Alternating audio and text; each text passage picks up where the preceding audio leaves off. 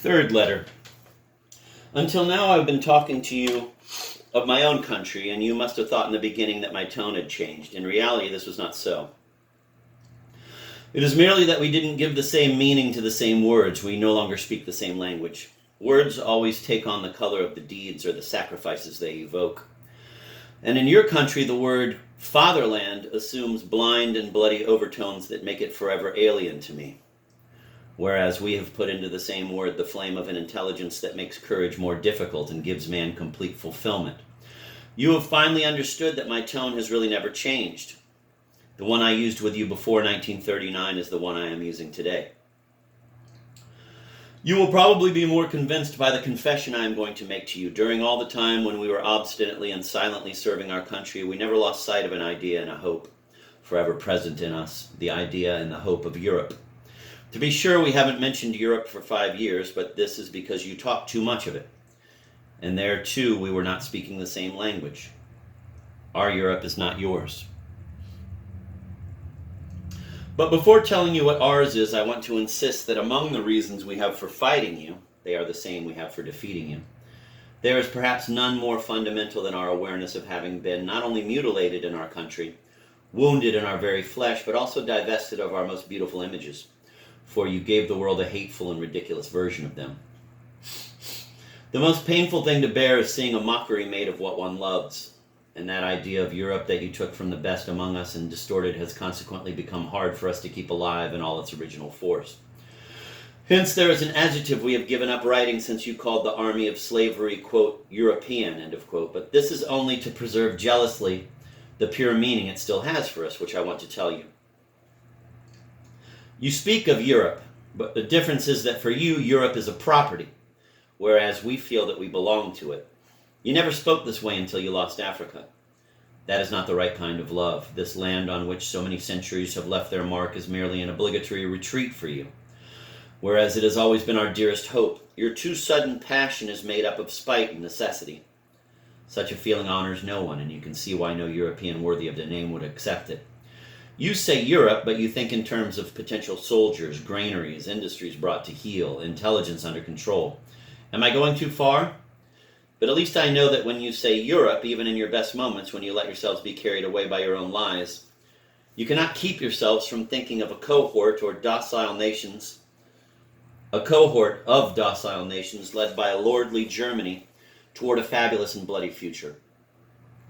I would like you to be fully aware of this difference. For you, Europe is an expanse encircled by seas and mountains, dotted with dams, gutted with mines, covered with harvests, where Germany is playing a game in which her own fate alone is at stake.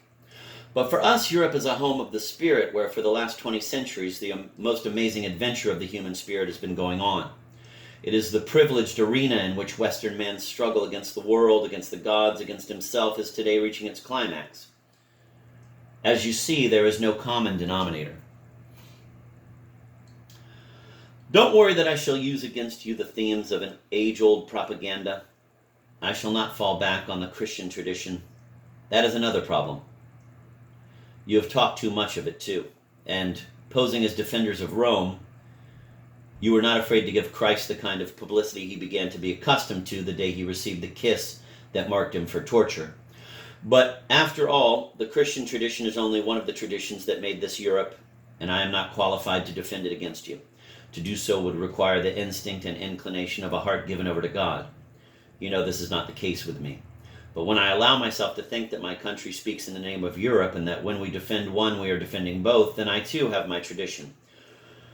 It is the tradition both of a few great individuals and of an inexhaustible mass. My tradition has two aristocracies, that of the intelligence and that of courage.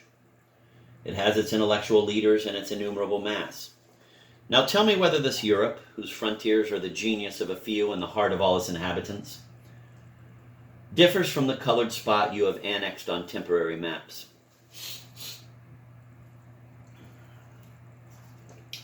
Remember, you said to me one day when you were making fun of my outbursts, Don Quixote is powerless if Faust feels like attacking him. I told you then that neither Faust nor Don Quixote was intended to attack the other, and that art was not invented to bring evil into the world. You used to like exaggerated images, and you continued your argument. According to you, there was a choice between Hamlet and Siegfried. At that time I didn't want to choose, and above all it didn't seem to me that the West could exist except in the equilibrium between strength and knowledge. But you scorned knowledge and spoke only of strength.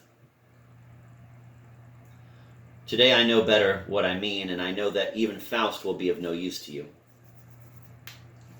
For we have in fact accepted the idea that in certain cases choice is necessary.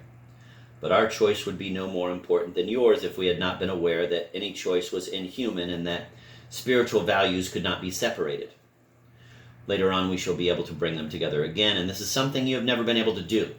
You see, it is still the same idea. We have seen death face to face, but we have paid dear enough for that idea to be justified in clinging to it. This urges me to say that your Europe is not the right one. There is nothing there to unite or inspire. Ours is a joint adventure that we shall continue to pursue, despite you, with the inspiration of intelligence.